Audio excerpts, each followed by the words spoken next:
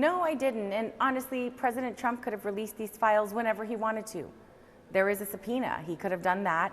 It's interesting, I think, that Trump is now understanding that this is going to happen inevitably, that he's hearing from his own party that people that he thought maybe would support him in trying to obstruct these files from getting out are now joining in and saying, I have to vote this way. My constituents are demanding it.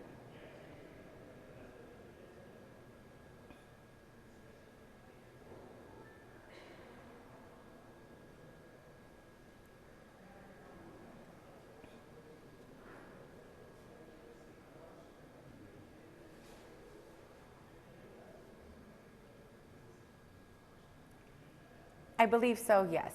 I think waiting 7 weeks and trying to, even to the last moment, trying to get a representative, Republican representative to take their name off of the discharge petition, there was a full court press of pressure to do that. And so I do believe very strongly that if Trump would have come out before, I would have been sworn in, September 29th.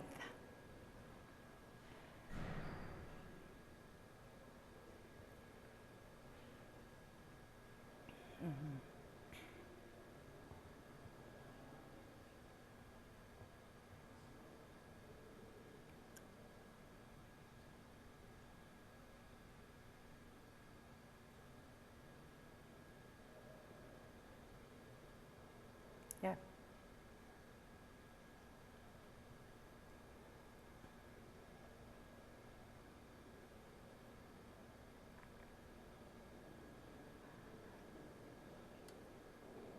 Well, part of the issue, though, is that there was an active investigation. And so during an active investigation, you don't put information out there, which is why I'm a little concerned that Trump has asked that certain Democrats be investigated, because perhaps that might be another stalling tactic to delaying the complete release of the Epstein files.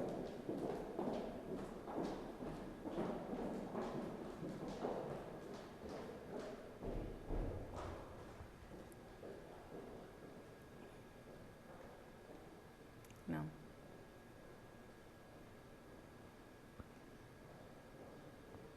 Well, colleagues on the Republican side, I wish they would have held Trump to his promises that he ran on during his election to say on day one, I'm going to release the files.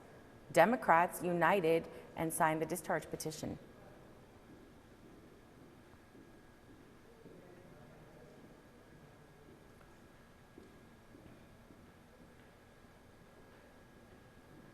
Honestly, it really does have to do with justice for the survivors.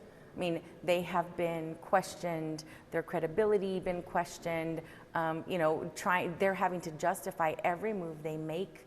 And I would hope that finally people are going to overwhelmingly look at them and say, I believe you, I hear you, and now you deserve justice. And anyone who committed a crime against you when you were a child, as a young woman, deserves to have all the legal persecution that we can muster.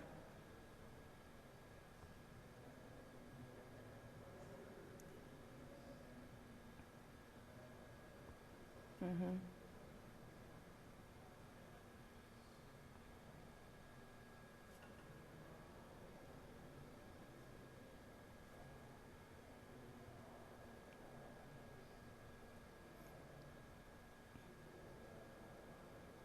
Right.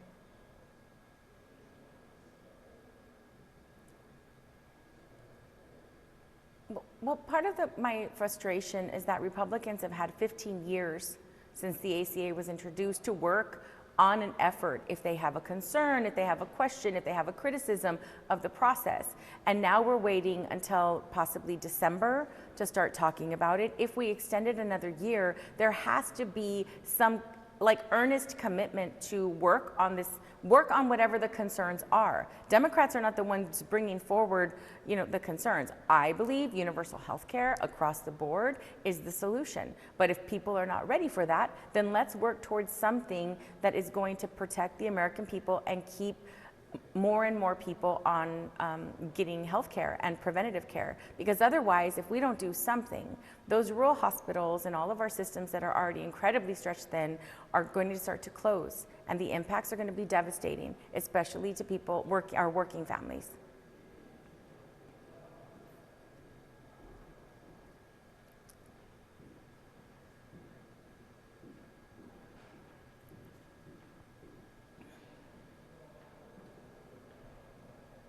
Right.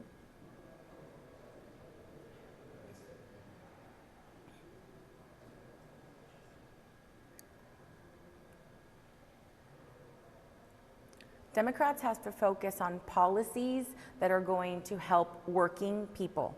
We have to focus on the economy. We have to make it easier for people. Right now, people are buying their homes and it's 5 times where they could comfortably dedicate funds to that. Rent is astronomical. Food is out of control. There are working families that are working full time that cannot put food on the table on a consistent basis. Look at the number of people that have jobs that are eligible for SNAP. We have to make those businesses pay their fair share in taxes and then continue to provide opportunities for people to move up. Trump and the Republicans focused more on the cost of eggs. Now I believe that we see, and now we're the 11th month of this administration, and people are feeling like they have buyer's remorse. They're looking at what they were promised and realizing that none of those promises were kept, and this administration's cruelty is what's really devastating our immigrant communities.